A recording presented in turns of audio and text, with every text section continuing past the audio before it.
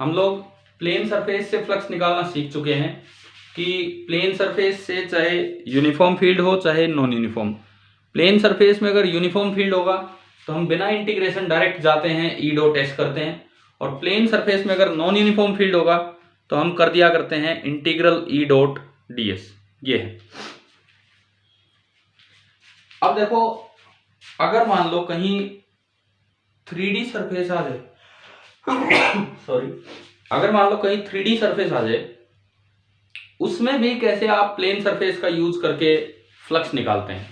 तो नेक्स्ट अपनी हेडिंग आप डाल लीजिए, यूं लिख सकते हैं आप कि use of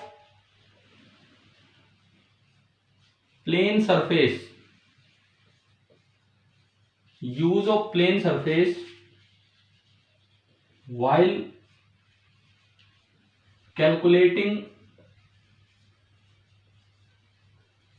flux through 3D surface. आपको अगर 3D सरफेस से फ्लक्स निकालना हो तब भी, 3D सरफेस से अगर फ्लक्स निकालना हो तब भी अगर आप प्लेन सरफेस का यूज करना चाहें तो कैसे यूज करेंगे, वो चीज हम यहां पे सीख रहे होंगे।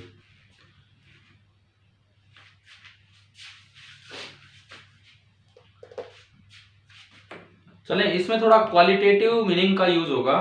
क्वालिटेटिव मीनिंग का कैसे देखते हैं। सपोज आपको एक सवाल दिया गया है, एक ये कोन है, राइट सर्कुलर कोन।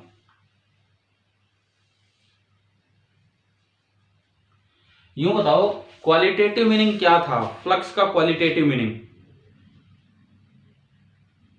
फ्लक्स का क्वालिटेटिव मीनिंग क्या था? It represents the number of electric field lines crossing any surface. किसी सरफेस को कितनी फील्ड लाइंस क्रॉस करके जा रही हैं, ये था क्वालिटेटिव मीनिंग। तो उसका यूज मैं आपको बताऊंगा। सपोज ये एक राइट सर्कुलर कोन है जिसका रेडियस आर है और जिसकी ये जो हाइट है, दिस हाइट इज एच, और इसको ना एक यूनिफॉर्म फील्ड में रख दिया है। इस तरह से फील्ड लाइंस हैं जो इसको यूं क्रॉस करके जा रही हैं।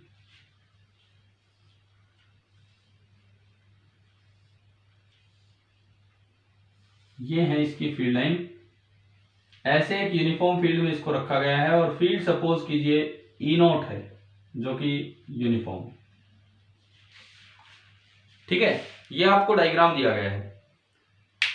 अब आपको जैसे इसमें दो बातें बतानी है। First part, find the flux through the base, find the flux through the base of cone. पहली बात तो ये। और सेकंड पॉइंट कि फाइंड द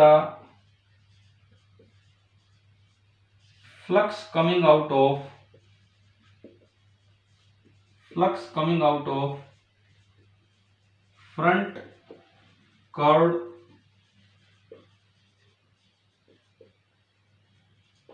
सरफेस। मतलब ये फ्रंट कर्व सरफेस समझते हो क्या मतलब? ये आगे वाला जो कर्व पोर्शन होगा, पीछे वाला नहीं, आगे वाला कर्व सरफेस, उसमें से कितने फ्लक्स कमिंग आउट मतलब कितनी लाइंस बाहर निकल रही होंगी, ये आपको निकालना है।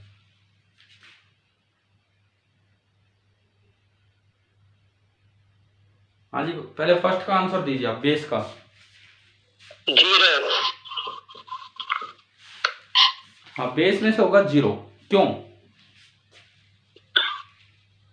परपेंडिकुलर हो जाएगा सर एरिया वेक्टर। आप अगर क्वालिटेटिव वे में बोले, हाँ वो भी ठीक है आपका तरीका। क्वालिटेटिव वे में बोले तो एक भी फील्ड लाइन बेस को क्रॉस करके नहीं जा रही है, केवल और केवल उसके टेंजेंट निकल रही है। इसका मतलब जो फ्लक्स होगा वो कितना होगा? 0। समझ लो। तो जो हमारा फर्स्ट पार्ट है उसका तो डायरेक्ट ही आंसर आ गया 0। दूसरा तरीका मतलब परपेंडिकुलर हो जाएगा। वो क्या है? देखो, बेस 2D सरफेस है कि 3D सरफेस है? बेस 2D और फील्ड कैसा है? यूनिफॉर्म फील्ड हो और 2D सरफेस हो तो मुझे किसी इंटीग्रेशन की जरूरत नहीं होती। मेरे पास फ्लक्स का फॉर्मूला होता है E डॉट S, है ना। और अगर आप देखेंगे एरिया होगा सरफेस के परपेंडिकुलर, मान लो नीचे है, एरिया नीचे है, फील्ड आगे है, एरिया नीचे फील्ड आगे, तो एंगल कितना हो गया 90 डिग्री। तो डॉट प्रोडक्ट आपका हो गया 0। फर्स्ट पार्ट आया ना समझ, ठीक है। अब सेकंड पार्ट की बात करें, सेकंड पार्ट फ्रंट कर्व, क्या दोबारा बोलो,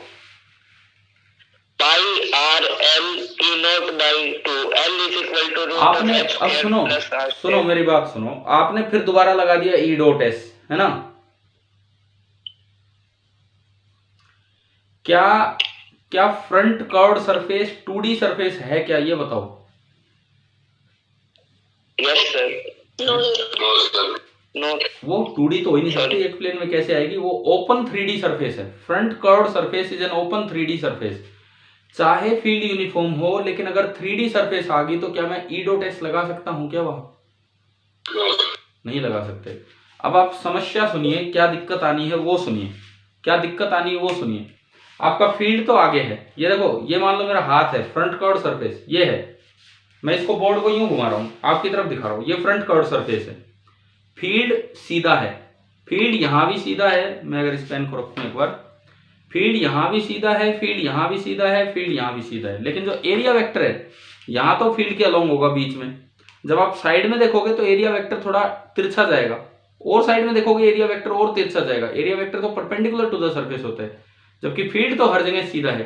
तो क्या आपका एरिया और फील्ड के बीच का जो एंगल है, क्या एरिया और फील्ड के बीच का ये जो एंगल है, क्या ये सेम है हर जगह? समझ आ रहा है क्या, दिक्कत समझ आ रही है क्या है? तो यहाँ पे वो ई डॉट एस, ई कोस थीटा वगैरह बाहर नहीं आना है इंटीग्रेशन से, तो ई डॉट एस वैलिड नहीं है। समस्या ये आएगी इंटीग्रेशन में, थीटा वेरिएबल है तो ये हमारे लिए करना मुश्किल हो जाएगा इंटीग्रेशन। अब कैसे करें इसको? हो सकता है मैथमेटिकली कर दें इंटीग्रेशन, वो कोई बात नहीं है, लेकिन हम क्यों इतने कठिन तरीके पे जाएंगे। अब एक बात सुनो, हमने क्वालिटेटिव मीनिंग पढ़ा है, फील्ड लाइंस, फ्लक्स का क्वालिटेटिव मीनिंग होता है number of field lines crossing the surface, यही होता है, ठीक है। जो लाइन इसमें एंटर करेगी, जो लाइन इधर से एंटर करेगी, वही तो लाइन बाहर निकलेंगी, ठीक है। अब अगर मैं इसके बीच में एक ट्रायंगुलर प्लेन बनाऊं, एक एरिया बनाऊं, एक ट्रायंगुलर एरिया, इसके अंदर ये मैंने बिल्कुल बीच का डायमीटर ले लिया, ये मैंने बिल्कुल बीच का डायमीटर ले लिया, ये जो नीचे दिखा है this is the diameter 2r, diameter नजर आ रहा है 2r। यस। और ये एक ट्रायंगल बना ली मैंने, इस कोन को कवर करते हुए, इस कोन की दीवारों को टच करते हुए, ये अंदर जो भी कोन बनेगा, ये अंदर जो भी कोन बनेगा, इस कोन की दीवारों को टच करते हुए मैंने एक ट्रायंगल मान ली यूं, ये अंदर जो भी कोन बन रहा है यूं मैंने एक ट्रायंगल मान ली जो इधर से इस पार्ट को टच कर रही है, मतलब वो ट्रायंगल जो इस कोन के कर्व्ड पार्ट को दो हिस्सों में ब्रेक कर रही है। This is the back covered portion, curved portion, this is the front curved portion. क्या समझ आ गया? Yes sir. क्या आपको ये बीच की एक ट्रायंगल समझ आ रही है क्या बनी है?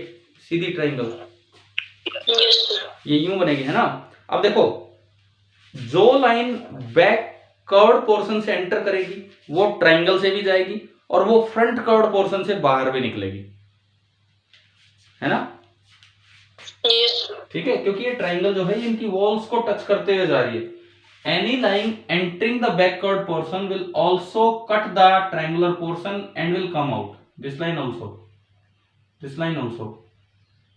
जितनी भी लाइंस हैं वो सारी ऐसी बनेगी।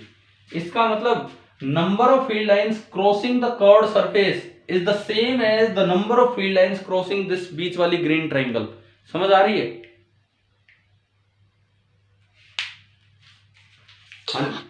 ठीक है, तो इसका मतलब मैं ये कह सकता हूं कि number of field lines through front curved surface, number of field lines through front curved surface is the same as number of field lines through वो जो मिडल ट्रायंगल है वो। क्या लाइन आ गई समझ, है ना। और जो नंबर ऑफ फील्ड लाइंस होती हैं वही फ्लक्स होता है। हालांकि हम काउंट नहीं कर सकते, बट ये फ्लक्स को ही रिप्रेजेंट करती हैं। तो जो आपसे फ्लक्स थ्रू कर्व्ड पार्ट पूछा है, this is same as flux through triangle. हाँ भाई बताओ, क्लियर है? ठीक है। अब ट्रायंगल से फ्लक्स निकालना बड़ा आसान है। क्यों? ट्रायंगल एक 2D सरफेस है और फील्ड कैसा दिया है इस सवाल में? यूनिफॉर्म। यूनिफॉर्म फील्ड हो और 2D सरफेस हो तो मैं फ्लक्स बड़ा सीधा फॉर्मूला है, क्या है? E dot S. तो ये एक ट्रायंगल बनी, इस ट्रायंगल का एरिया बता दो पहले। इस ट्रायंगल का area perpendicular to the triangle बनेगा एस, कितना? Half into base, base two r, 2r, बेस है 2r और हाइट इंटू एच।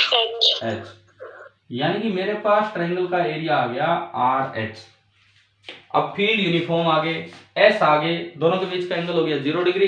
तो ये फ्लक्स लिखना तो मेरे लिए आसान हो गया, E डॉट S, यानी कि E not into S into cos 0, कोस 0 1 होता है, E not into R into H। तो बताइए भाई, क्या ये समझ आ गया है कि नहीं हमें? मतलब अगर कभी भी यूनिफॉर्म फील्ड का फ्लक्स निकालना हो कर्व्ड सरफेस से, आप कोशिश करो, जरूरी नहीं ऐसा पॉसिबल हो, कोशिश करो एक ऐसी प्लेन सरफेस आपको मिल जाए कि जितनी लाइन उस कर्व्ड सरफेस में से निकल रही है इतनी उस प्लेन में से निकले। तो by qualitative meaning of flux, जो उसमें से फ्लक्स होगा कर्व्ड सरफेस में से वो प्लेन में से होगा, और प्लेन में से निकालना आसान रहेगा क्योंकि फील्ड यूनिफॉर्म है। ठीक है, तो ये हेडिंग क्या डाली है, किस सवाल पे डाली है, ये दिमाग में रहेगा ना। अब कोई डाउट है इस सवाल में तो बोलिए।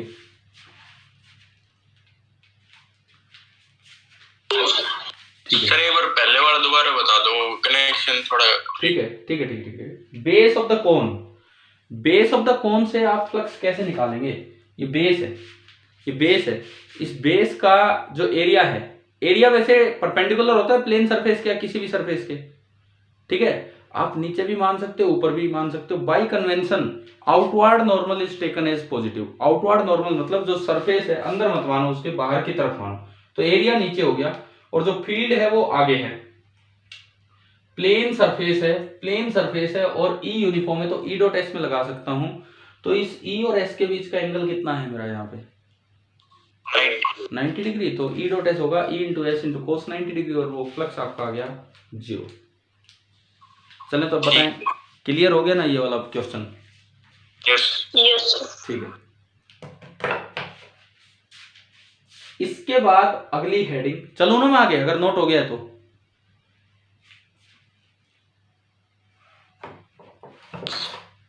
चलिए नेक्स्ट हेडिंग पे हम चलते हैं।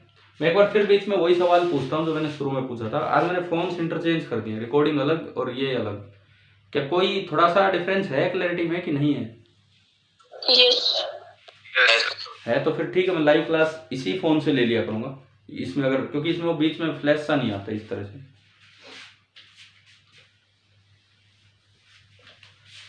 कल शाम को डिस्कशन क्लास हुई थी, बहुत कम बच्चे थे उसमें। अभी कितने हैं? अभी 27, तो 25 है मतलब। तो कल शाम को तो काफी कम थे यार, 10-12 ही थे शायद, जहां तक मैंने देखा था एक बार। पता नहीं इतने में कितने थे? 8-10 थे। हाँ मतलब इतने ही थे एक बार, वो 10 के करीब। आज क्या डिस्कस करेंगे हम? आज क्या डिस्कस करेंगे सुनिए। एक तो सीपीपी नंबर 15, ठीक है, एक तो आपकी सीपीपी नंबर 15 क्लियर है ना? सीपीपी नंबर 15 उसमें कितने सवाल हैं उसमें? कल आंसर तो 9। एक तो जिसमें सेकंड सवाल मैंने कहा बहुत अच्छा था, सेकंड हुआ किसी से? अभी नहीं हुआ सर। नहीं हुआ है तो आज करना ट्राई। अच्छा, दूसरी बात, उसके बाद अगला जो एनसीईआरटी में सुनो, एनसीईआरटी में चैप्टर 2 में जो डाउट हो एक्सरसाइज में, शॉर्ट एग्जांपल में, वो पूछना। और तीसरी बात, वैसे क्लास होगी 40 मिनट की, बट जितना हो पाएगा डिस्कशन ले लेंगे। तीसरी बात, अगर ये दोनों काम पूरे हो जाते हैं तो तीसरा काम हमारा रहेगा HCV के पहले एक्सरसाइज के क्वेश्चन, उसके बाद हम जाएंगे ऑब्जेक्टिव पे। ठीक है, ठीक है ठीक है। तो ये हम एक दिन में 40 मिनट का ही डिस्कशन लेंगे, नेक्स्ट डे हो जाएगा अगला डिस्कशन। सर मैं असाइनमेंट क्या कह रहे हो? पहले ये करते हैं आज वाला डिस्कशन। असाइनमेंट आपको मैं देता रहूंगा बीच बीच में, बिकॉज एक बार वो बचा हुआ रिमेनिंग पार्ट हम पूरा करें। देखिए इधर अगली चीज सुने, नेक्स्ट है flux of a uniform field, flux of a uniform field through a closed surface। क्या 2D सरफेस क्लोज हो सकती है? नहीं हो सकती। कल हमने देख लिया था 2D सरफेस तो कभी भी क्लोज नहीं हो सकती, यानी कि ये जो क्लोज सरफेस है ये ओनली कौन सी होगी, कैसी होगी? 3D। क्या 3D सारी सरफेस क्लोज होती है? मैं एक बार कल वाले सवाल ही रिपीट कर रहा हूँ। No sir. हाँ, वो ओपन भी हो सकती है, क्लोज भी, कैसी भी हो सकती है। तो ये आपने एक क्लोज 3D सरफेस ली है, कैसी भी टेढ़ी मेढ़ी सरफेस है, लेकिन ये क्लोज है, ये कोई 2D सरफेस नहीं है, ये क्लोज सरफेस है इस तरह की। और एक यूनिफॉर्म फील्ड के अंदर आपने इसको रख दिया, यूनिफॉर्म फील्ड के अंदर आपने इसको रख दिया,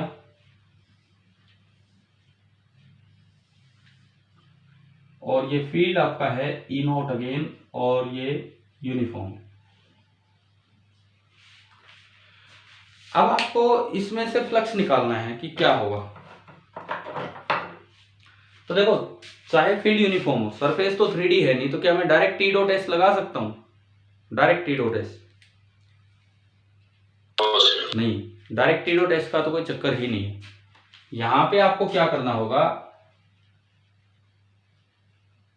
एक सरफेस मानी इसके ऊपर कहीं भी, मैंने कल आपसे कहा था कि जरूरी नहीं कि बिल्कुल बाउंड्री पे ही माने, अगर बीच में भी कहीं दिखाएंगे तो वो उसके आउटर पार्ट पे एरिया है। ठीक है, ठीक है। उसका नॉर्मल आपने दिखाया, कहीं भी नॉर्मल डायरेक्शन होगी, this is your DS। Field आपने यहां बनाया, फील्ड तो हर जगह E नॉट है, फील्ड तो हर जगह ही E नॉट है, और यहां इनके बीच का कुछ भी एंगल है। तो अगर मैं यहां फ्लक्स लिखूं तो we can not write flux to be E dot S, but it will be written as surface integral of E, मतलब E डॉट DS। और ये क्लोज सरफेस है तो मैं लगा सकता हूं इस पे सर्कल। क्या यहां तक की बात आ गई है समझ? ठीक है। अब सुनो, इसके बाद सुनो, ये आपका बना E डॉट DS।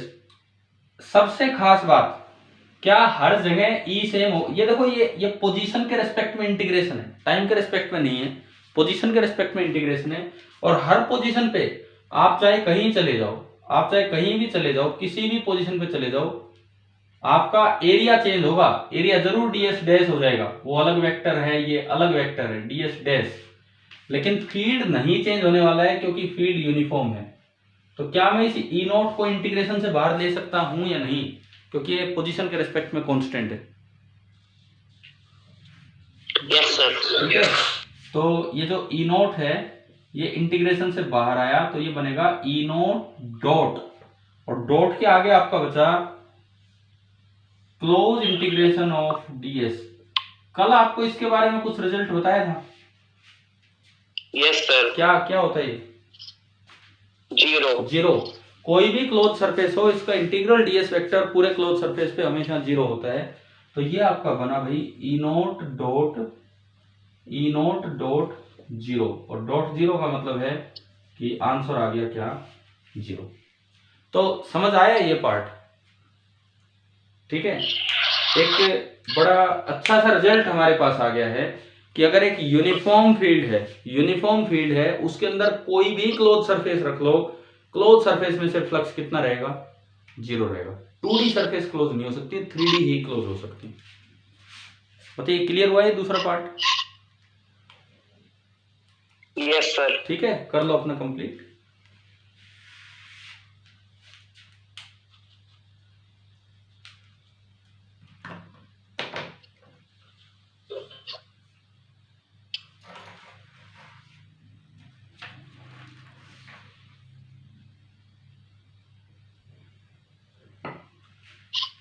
चलो अब मैं थोड़ा मैथमेटिक्स पे चलता हूं जो अगले पार्ट में यूज होगा।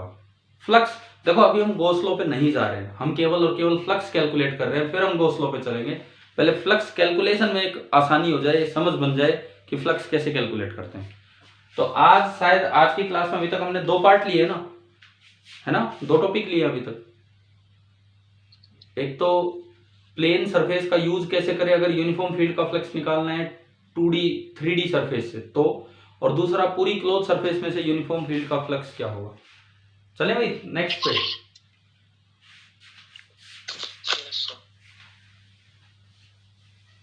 अब मैं थोड़ा आपका 9th-10th के मैथ्स पे जाता हूं, लेकिन मुझे आइडिया नहीं है कि ये वाला फॉर्मूला 9th-10th में आया होता है कि नहीं। देखो आइडिया इसलिए नहीं है, पहले तो नहीं आता था, आजकल बच्चे जैसे एनटीएससी की तैयारी करते हैं तो हो सकता है मैथमेटिक्स में भी काफी कुछ पढ़ लिया होता है। तो हम area of a part of a sphere,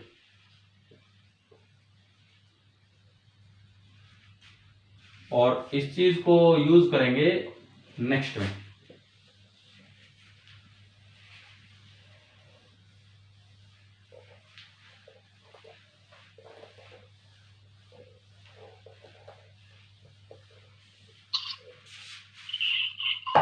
देखो जैसे मुझे ये बताओ, मान लो ये कोई स्फीयर है, अब मैं बोल रहा हूँ ये स्फीयर है, मैं इसमें और लाइनें नहीं लगा रहा हूं, और ये स्फीयर का सेंटर है। मैंने एक पार्ट ले लिया स्फीयर का, एक पार्ट, ये नीचे नीचे का कॉनिकल पार्ट ले लिया। किस तरह से कि ये बीच वाली लाइन है, इसके साथ थीटा एंगल पे मैं चारों तरफ घूम गया, इस बीच वाली लाइन के साथ मैं थीटा एंगल पे चारों तरफ घूम गया, तो ये जो नीचे नीचे का पार्ट बनेगा, समझ गए ये क्या है। जैसे ये स्फीयर का एक पार्ट है नीचे का, इस तरह है कि जो सेंटर लाइन है मैं उससे किसी थीटा एंगल पे यूं घुमा रहा हूं, एक कोण यूं बन जाएगा थीटा एंगल पे, समझ रहे हो।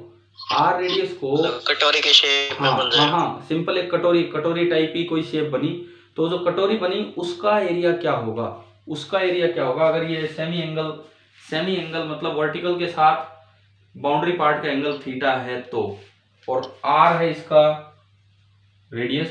तो आप मुझे ये बताओ, ये जो नीचे नीचे का जो पोर्शन बनेगा, ये जो नीचे नीचे का कटोरी टाइप पोर्शन बनेगा, इसका एरिया क्या होता है। मैं लिखता हूं, आप ये बताना क्या पढ़ा है हमने फॉर्मूला मैथ्स में कि नहीं। 2πr² into 1 minus cos theta. No sir. अच्छा ये बताओ, एक बात बताओ, क्या हमने ये पढ़ रखा है कि एक स्फीयर का टोटल सरफेस एरिया 4πr² होता है। Yes sir. है ना, एक बार वो देखते हैं यहां से आ रहा है क्या।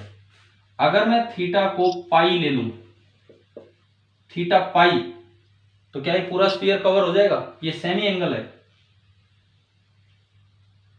हाँ ये बताओ,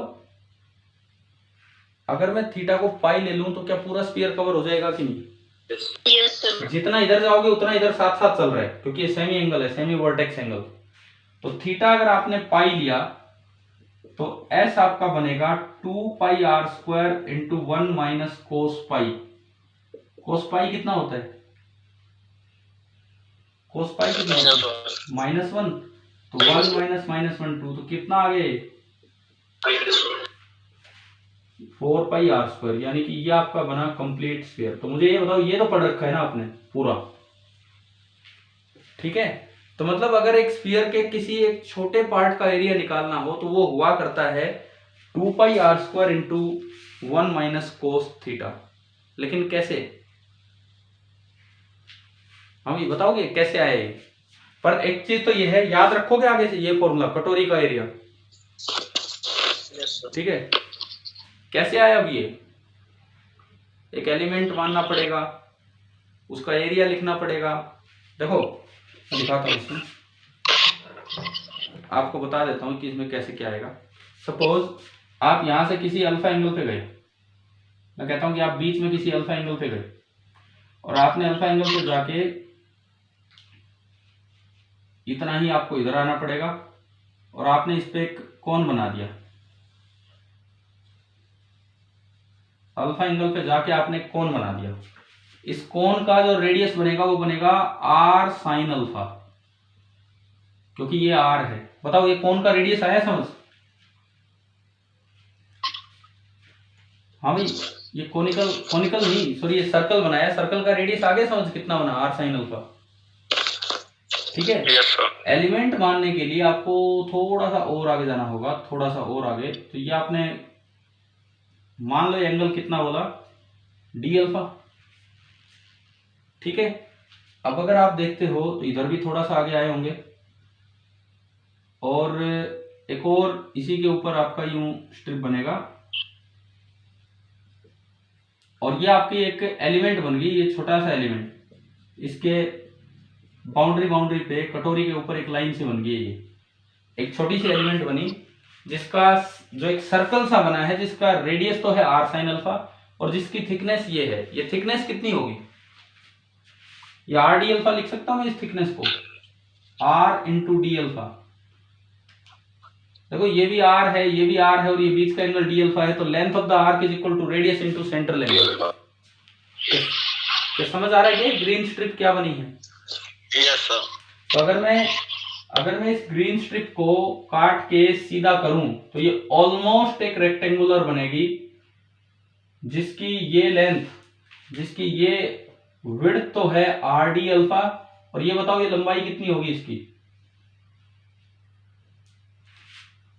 सर्कल की सर्कल का circumference 2 pi r sine alpha. तो इसका एरिया कितना बना, मैं ds लिखूं, length into breadth 2 pi r sine alpha और इंटू आर डी अल्फा, तो ये आर स्क्वायर हो गया और ये डी अल्फा हो गया। तो बताओ इस स्ट्रिप का एरिया लिखना आ गया हमें? यस। ठीक है, अब मैं यहां से s निकालूं, s, तो 2 पाई आर स्क्वायर तो मेरा कॉमन आया, साइन अल्फा डी अल्फा ये आपको बचा, और अल्फा की एंगल मुझे ये थीटा तक पहुंचना है। अल्फा की लिमिट कहां से कहां बताए, अल्फा की लिमिट 0 से थीटा। हाँ बिल्कुल सही। तो ये आपका आया। अरे मृगेश भाई, क्लास सही चल रही है कि पिछली बार वाला तो हाल दिए, बोले मैंने अटेंड ही नहीं की +1 में। नो सर, बढ़िया चल रही है। हाँ तो अटेंड किया करो, अब की बार कोई मौका नहीं आगे। फिर 2 pi are square sine alpha का इंटीग्रेशन बताओ क्या होगा, cos alpha minus cos alpha, और लिमिट है 0 टू थीटा। तो ये जो s आपका आया, मैं ऊपर लिख दूं, s बना 2 पाई आर स्क्वायर, माइनस मैंने बाहर निकाल लिया वो जो माइनस है, upper limit cos theta minus lower limit cos 0, और कोस 0 कितना 1। ये जब ये माइनस अंदर एडजस्ट होगा तो बताओ क्या ये एरिया का फॉर्मूला आपके पास आ गया? Yes sir. ठीक है, अब है ना, ये है तो मैथमेटिकल फॉर्मूला, लेकिन आगे के लिए याद रखना है, भूलना नहीं है। ठीक है, फिजिक्स में भी तो काम आएगा ये। क्लियर हो गया? इस थीटा, ये जो थीटा बोलते हैं, इस थीटा को हम बोल देते हैं semi vertex angle, semi vertex angle या फिर एजीमुथल एंगल, पोलर एंगल भी बोल देते हैं। छोड़ो उसका नाम का क्या करना है, बस ये हमारे समझ में आ गया कि भाई ये भी एक पार्ट है।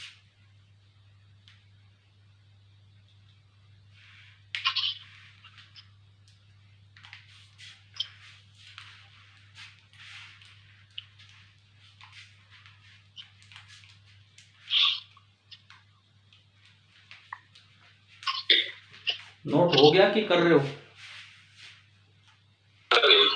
ठीक है, कर दीजिए।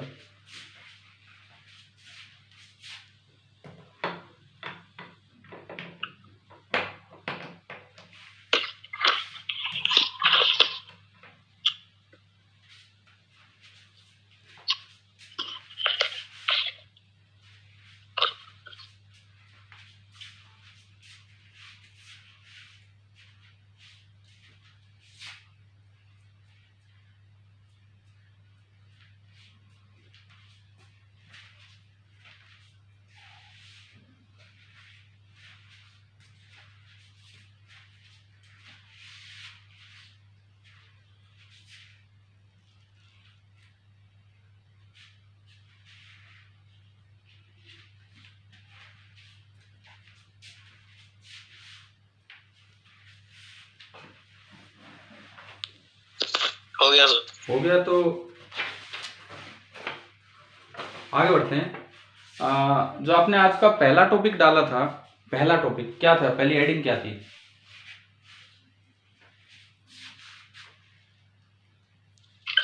Use of a plane surface while calculating flux through 3D surface. अब इसको पलट दो, अब इसको पलट दो।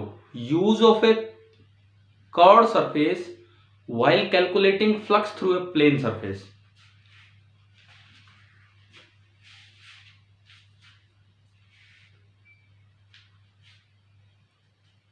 Use of a curved surface while calculating flux through a plane surface. अब हमारा टॉपिक ये बनेगा।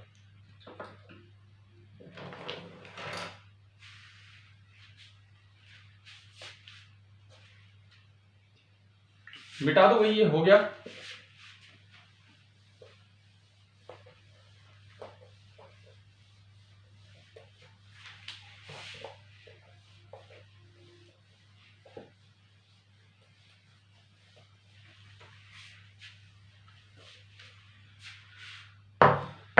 देखो, जैसे मान लो एक पॉइंट चार्ज आपको दिया है क्यू। सीधा एक हम सवाल ही ले रहे हैं उस चीज को समझाने के लिए। एक पॉइंट चार्ज आपको दिया है क्यू हेडिंग और बोलना सर एक बार। क्या हेडिंग रिपीट करना। हेडिंग वही है जो पहली हेडिंग थी ना, उसमें प्लेन की जगह कर्व कर दो, कर्व की जगह plane.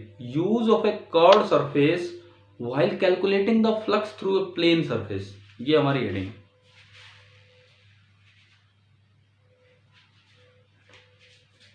Use of a curve surface while calculating the flux through a plane surface, ये हमारी हेडिंग है।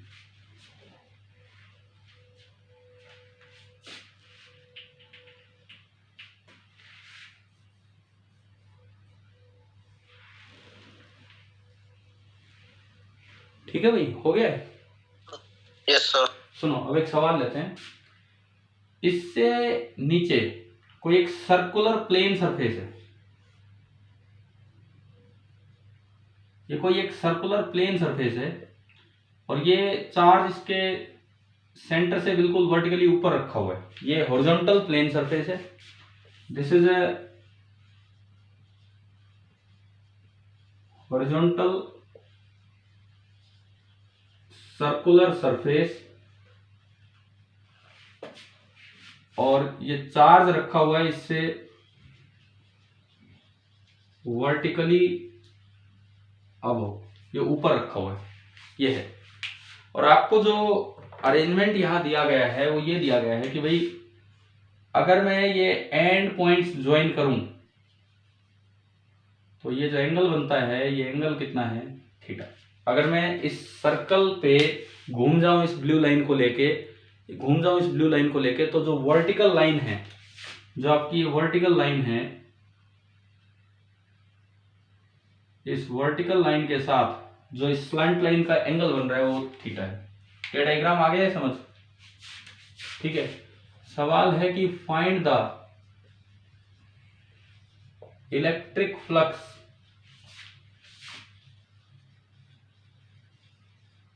Through the plane surface. जो भी आपका ये सर्कल बनेगा, उसमें से आपको इलेक्ट्रिक फ्लक्स निकालना है कि क्या होने वाला है।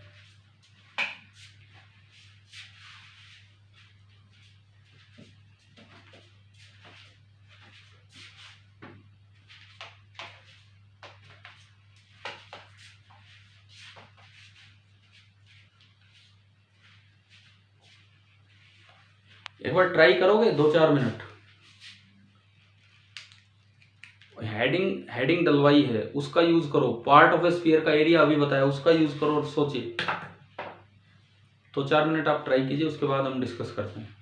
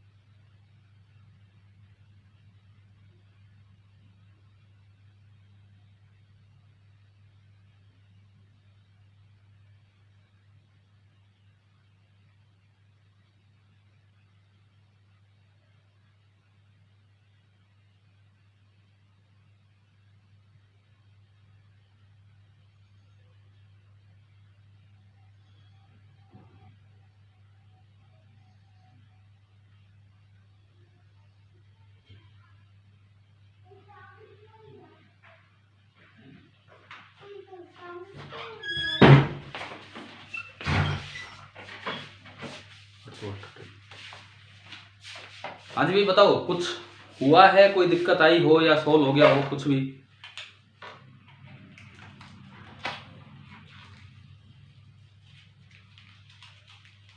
हाँ जी बोलो, हो ना, क्लास में तो हो।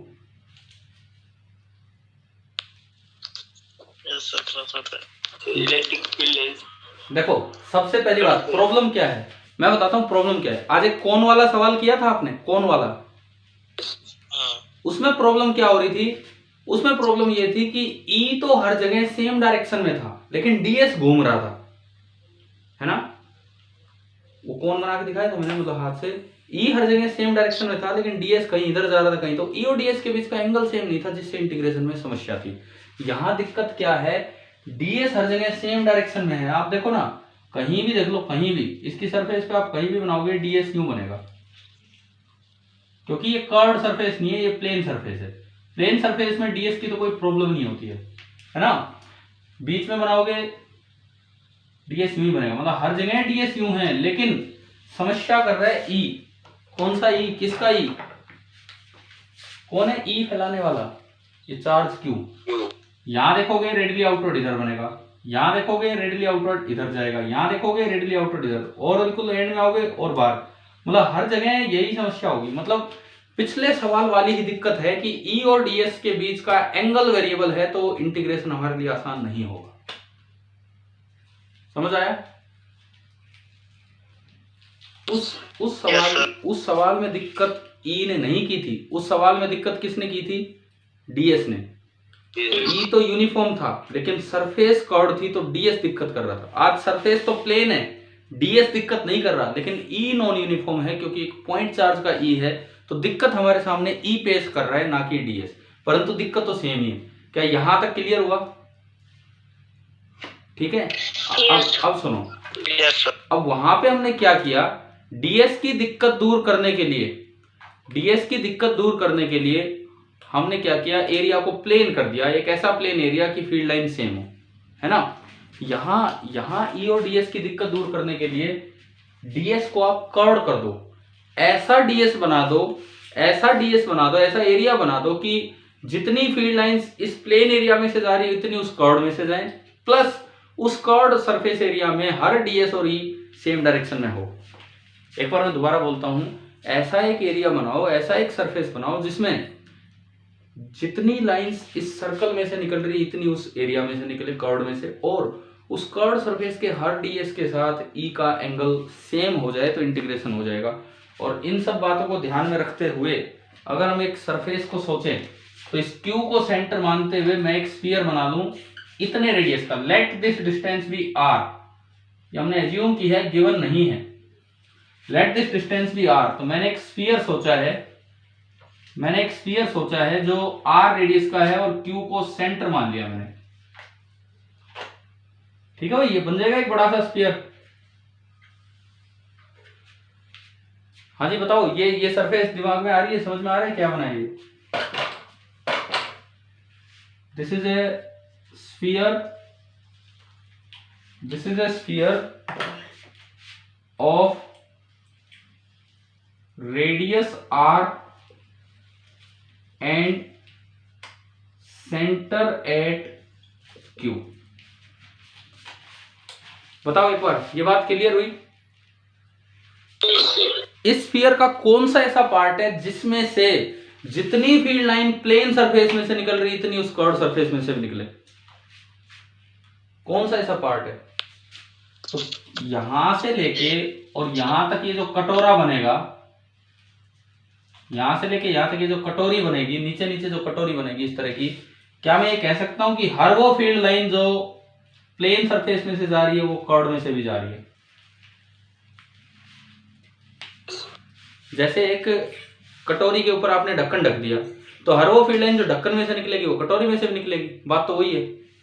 ठीक है ना।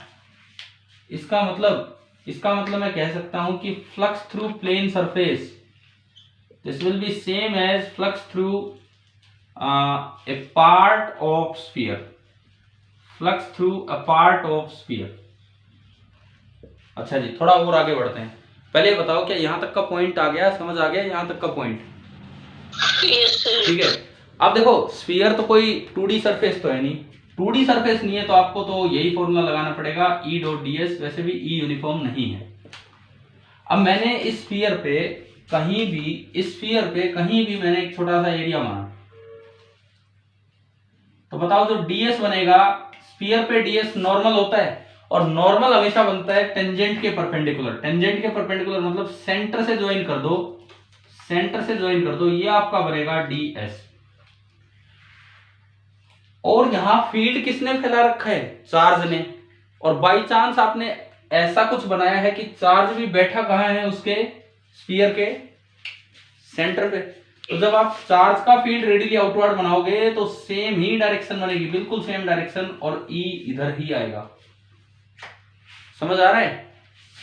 और बाई कूलम्स लॉ E होगा KQ upon radius of the sphere का स्क्वायर। हाँ ये बताओ, ये डायग्राम आ गया समझ, ठीक है कि नहीं, बोलिए। ठीक है, फिर से बता देता हूं मैं।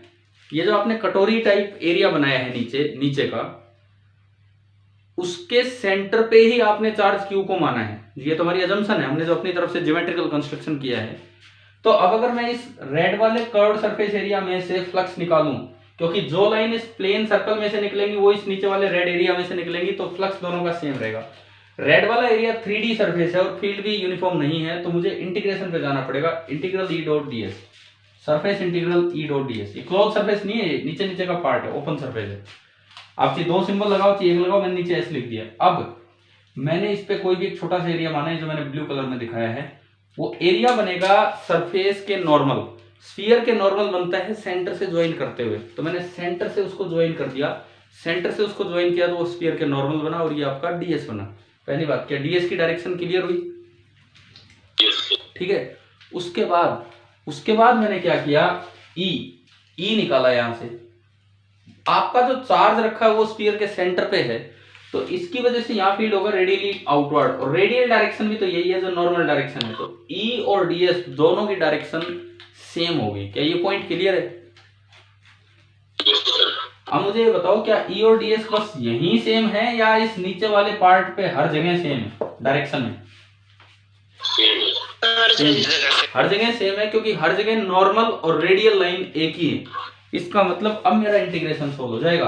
अब मैं अगर इसको आगे बढ़ाऊं, E का magnitude E dot ds, E का मैग्नीट्यूड ये है KQ upon R square, ds का मैग्नीट्यूड ये छोटा सा ds, और इन दोनों के बीच का एंगल है cos ऑफ 0 डिग्री, और cos 0 आपका 1 है ना भाई, आ गया समझ। KQ बाई R स्क्वायर तो पूरे पार्ट के लिए सेम है, क्योंकि हर जगह फील्ड का मैग्नीट्यूड सेम है, और अंदर ओनली ये बचेगा surface integral of ds। Close surface नहीं है, ये छोटी सी सरफेस है, केवल ये बचेगा। सरफेस इंटीग्रल ऑफ ds क्या है? सरफेस इंटीग्रल ऑफ ds का मतलब नीचे वाले पार्ट का एरिया। नीचे वाले पार्ट का एरिया कितना है? पार्ट ऑफ अ स्फीयर का एरिया 2πr² हाँ, ये थीटा सेमी वर्टेक्स एंगल है। तो अगर मैं इस नीचे वाले पार्ट के लिए इंटीग्रल ds लिखूं, तो आपका बनेगा 2πr² और इंटू 1 माइनस कोस थीटा। ठीक है। अब हमने ये इसमें पुट किया यहाँ, तो जो फ्लक्स आया मेरा वो आया k मतलब 1/4 epsilon not q upon r square into 2πr² into 1 minus cos theta.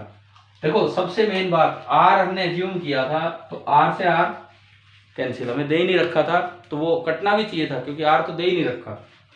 पाई से पाई भी गया और एक 2 से 2 भी गया, तो मेरे पास फ्लक्स का एक ऐसा आंसर निकल के आ रहा है जो एज अ फॉर्मूला मुझे याद रखना है, कई जगह यूज होगा। फ्लक्स क्या निकल के आया? Q upon 2 epsilon not into 1 minus cos theta. बताओ भाई, क्या ये क्वेश्चन क्लियर हो गया?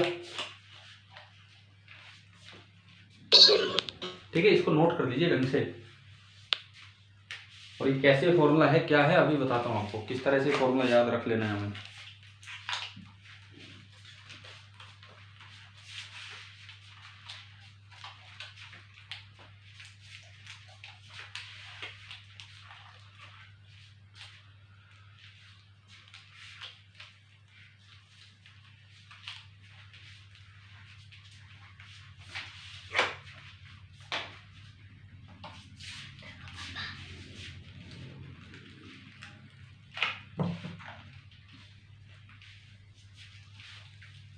कर रहे हो नोट? यस सर, एक मिनट। ठीक है ठीक है ठीक है।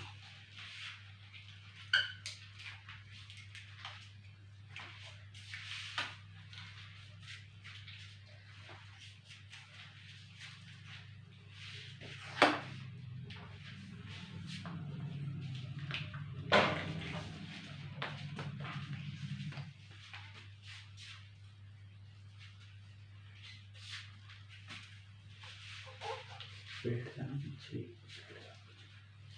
इनको दिख नहीं रहा उससे, दिखाऊं बच्चे? नहीं दिखा रहा मैं, छोड़। हाँ भाई हो गया क्या? Yes sir. ठीक है। अब देखो आपने आज दोनों तो ये काम समझ लिए। कर्ड में से फ्लक्स निकालना हो तो कब प्लेन बना लेना चाहिए, वो कोन वाला सवाल। कोन में से निकालना हो कब कर्ड बना लेना चाहिए, ये वाला सवाल। लेकिन इसका ये जो आंसर आया है ये हमारे लिए एक अच्छे से फॉर्मूले का काम करता है, तो इसको रिजल्ट के तौर पे डाल लीजिए कि भाई ये एक रिजल्ट है। अब देखो कहाँ पे, मैं फिर एक बार मिटाने से पहले पूछ लूं, किसी बच्चे को कोई प्रॉब्लम है इस डेरिवेशन में, इस प्रूफ में, इस फॉर्मूले के प्रूफ में?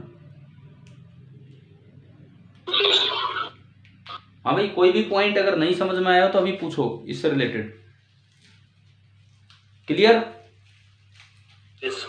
ठीक है सर। हाँ, ये जो बीच में सेंटर वाली लाइन है, ये क्या लिखा हुआ है? वर्टिकल। वर्टिकल ये मैंने यूं लिखा था कि ये एक हॉरिजॉन्टल सर्कुलर सरफेस है और ये एक वर्टिकल लाइन है, ये वर्टिकली अपवर्ड रखा हुआ उससे।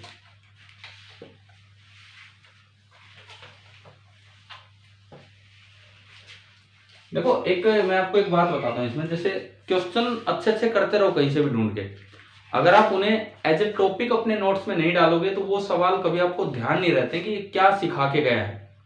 देखो आज हमने पहला सवाल लिया, वो कौन वाला सवाल प्लेन बना के कर लिया, वो एज ए क्वेश्चन तो आप करके बैठ जाओ, छोड़ दो, भूल जाओगे। अब एक आपने उसके ऊपर एक हेडिंग डाल ली है, क्या कि ऐसा हो सकता है कि कभी कर्व्ड सरफेस से फ्लक्स निकालना हो और वो निकालना आसान हो जाए, किससे? पहले हम किससे निकाल लें? प्लेन से। तो वो दिमाग में आना चाहिए कि भाई ये यूं है। फिर इस तरह के सवाल पे भी आपने हेडिंग डाली, ऐसा हो सकता है कि प्लेन से फ्लक्स निकालना हो और वो निकालना आसान हो जाए कर्व से। तो ये अपने आप में कैटेगरी ऑफ क्वेश्चन बन रहा है, ना कि एक सिंगल क्वेश्चन। तो अब हम आगे बढ़ते हैं, इस फॉर्मूले को यूज करके देखते हैं कैसे कैसे ये फॉर्मूला यूज होता है। देखिए जैसे सपोज आपको सिंपल ये दे दिया, ये एक सर्कल है और यहां पे कोई एक चार्ज रखा हुआ है, क्यू ही रखा हुआ है, और दोनों जो एंड्स हैं इसने एंगल बनाया हुआ है 106 degree, 106 degree, 106 degree. Find flux through the circular surface, find flux through the circular surface, ये आपको निकालना है। और भाई थोड़ी देर में चलो,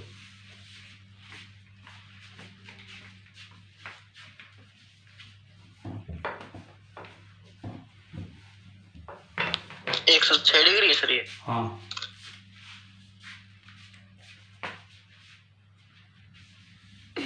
चुप रहो उधर, उधर बैठ जाओ।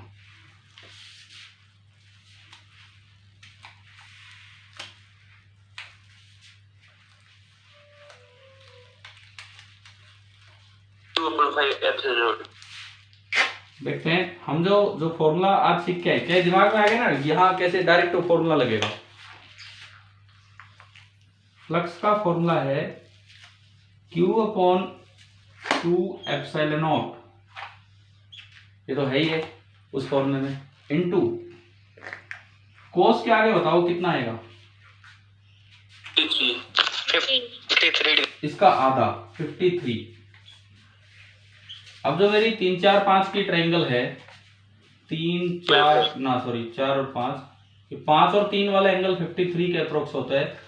कोस 53 कितना,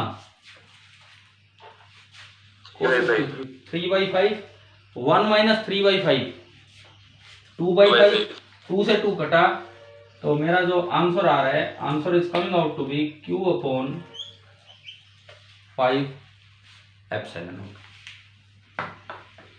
तो ये बताओ, ये क्लास समझ आई? ये जो अभी हमारी लगभग 1 घंटे की जो क्लास हुई, क्लियर हुआ ना? ठीक है, मतलब हम केवल और केवल फ्लक्स कैलकुलेशन पे गए हैं, केवल फ्लक्स कैलकुलेशन पे कि प्लेन का कर्ड के साथ क्या यूज है, कर्ड का प्लेन के साथ क्या यूज है। एक फॉर्मूला इसमें निकल के आ गया Q/2ε0 × 1 - cos θ। अब जो अगली जो क्लास हमारी होगी उसमें हम गॉस लॉ की तरफ चलेंगे, क्योंकि हमने फ्लक्स कैलकुलेशन सीख लिया है, अब हम गॉस लॉ और उसकी एप्लीकेशन सीखेंगे, ये और पार्ट है इसमें। ठीक है, दूसरी बात, आज आपकी एक और जो क्लास होगी, जस्ट अभी नहीं, शाम को वही 9 बजे, और डिस्कशन क्लास होगी, और उसमें हम क्या क्या डिस्कस कर रहे होंगे। उस डिस्कशन क्लास में सबसे पहली बात CPP नंबर 15, दूसरा काम NCERT, तीसरा काम कितना हो पाए वो 40 मिनट के दौरान हो जाएगा जो आपके डाउट्स होंगे, HCV के पहले एक्सरसाइज के क्वेश्चन चैप्टर नंबर 29। ठीक है, थैंक यू।